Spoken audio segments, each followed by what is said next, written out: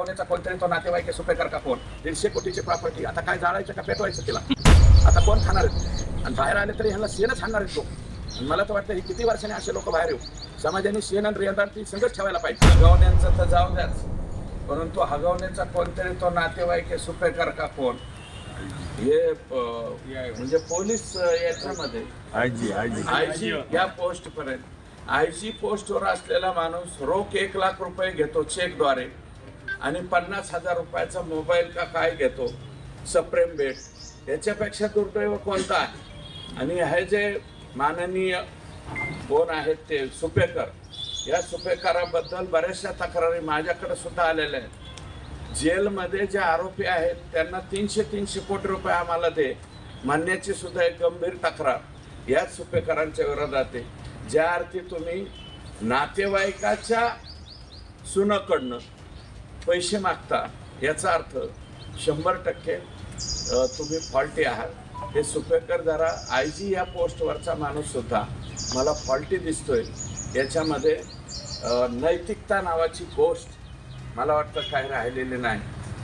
नैतिकता खूप खाली ढासळत चालली त्याचं हे उत्तम उदाहरण. अरे 150 कोटीची प्रॉपर्टी आता काय जाळायचं का पेटवायचं तिला आता कोण खाणार आहेत आणि बाहेर आले तरी ह्यांना शेणच हाणणार आहेत लोक.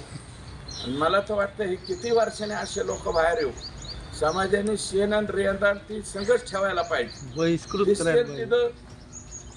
यांचा शेण ते उद्धव ठाकरे साहेबाच्या का पार्टीच्या का कोणीतरी लोकांनी घरावर जाऊन शेण आणलं तिथं बाया माणसं. भारतीय जनता पार्टीच्या आणि शिवसेनेच्या एकनाथ शिंदे साहेबांनी यांनी तंबाटे हाणले. नुसते तंबाटे हाणून नाही जमले पाहिजे यांना आहे ना मोठमोठ्याने कवटं हाणायला पाहिजे. तंबाट्याने काय व्हायचं नाही कवटाने यांची डोके फुटतील असं. आणि एकदा कवाट जर पाठाडात बसलं तर ते कवाट काय असतं हे त्यांना कळायला पाहिजे.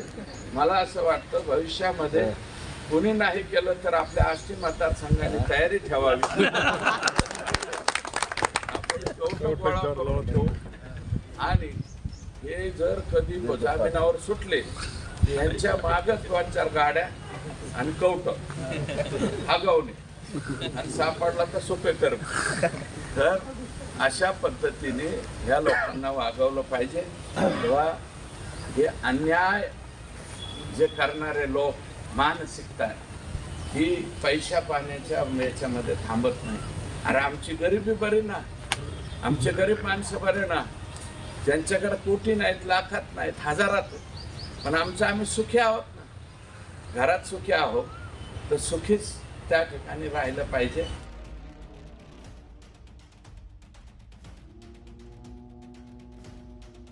पैशाच्या लालचीपोटी सुनेला आत्महत्या करण्यास भाग पाडणाऱ्या मुळशीतील हगवणे कुटुंबियांचे नातेवाईक असणारे पोलीस अधिकारी जालिंदर सुपेकर यांच्यावर भाजप आमदार सुरेश धस यांनी गंभीर आरोप केलेत. जालिंदर सुपेकर यांनी तुरुंगातील कैद्यांकडून 300 कोटी रुपयाची मागणी केल्याची तक्रार आपल्यापर्यंत आल्याचा दावा धस यांनी केला. वैष्णवी हगवणे आत्महत्या प्रकरणापूर्वी जालिंदर सुपेकर हे विशेष महानिरीक्षक कारागृह या पदावर कार्यरत होते. मात्र त्यांच्यावर हगवणे बंधूंना अवैध पद्धतीने शस्त्र परवाना देणे आणि वैष्णवी हगवणे हिच्या तक्रारीवर कारवाई करू नये यासाठी पोलीस खात्याच्या कारभारात हस्तक्षेप केल्याचा आरोप झाला होता. त्यामुळे जालिंदर सुपेकर यांना पदनावरती करण्यात आली होती. यानंतर आता सुरेश धस यांनी जालिंदर सुपेकर यांच्या अडचणी वाढवणारं वक्तव्य केलेलं आहे. आयजी पोस्टवर असलेला माणूस 1 लाख रुपये रोख घेतो आणि 50,000चा मोबाईल घेतो यापेक्षा दुर्दैव काय असावे. सुपेकरांबाबत अनेक तक्रारी माझ्यापर्यंत आलेल्या आहेत. जेलमध्ये आरोपींना 300 कोटी रुपये दे म्हटल्याची तक्रार माझ्याकडे आलेली आहे. नातेवाईकांच्या सुनेकडे पैसे मागतात याचा अर्थ सुपेकर हा 100% फॉल्टी आहे. नैतिकता नावाची गोष्ट राहिलेली नाही. गोष्ट किती खालच्या थराला गेल्यात याचं हे उदाहरण. हगवणे कुटुंबियांची 150 कोटीची मालमत्ता आहे. ही प्रॉपर्टी आता जाळायची की पेटवायची असे लोक तुरुंगातून किती वर्षांनी बाहेर आले तरी यांच्यावर शेण फेकलं पाहिजे असे सुरेश धस यांनी म्हटलं. भविष्यात आष्टी मतदारसंघात अगवणे कुटुंब जामिनावर सुटेल तर त्यांच्यासाठी एक गाडी आणि कवट तयार ठेवा, असं आव्हानही धस यांनी केलेलं आहे. आमदार सुरेश धसांनी केलेल्या आरोपावर बोलण्यास IPS जालिंदर सुपेकर यांनी नकार दिलेला आहे. मात्र आमदार धस यांनी केलेल्या आरोपाबाबत आपल्याला माहीत नसल्याचं त्यांनी म्हटलेलं आहे. मात्र सुरेश धस यांनी केलेला दावा किती खरा ठरू शकतो हे पाहणं सुद्धा महत्त्वाचं ठरणार आहे. की यावर तुमचं मत आपल्या कमेंट बॉक्समध्ये लिहायला अजिबात विसरू नका.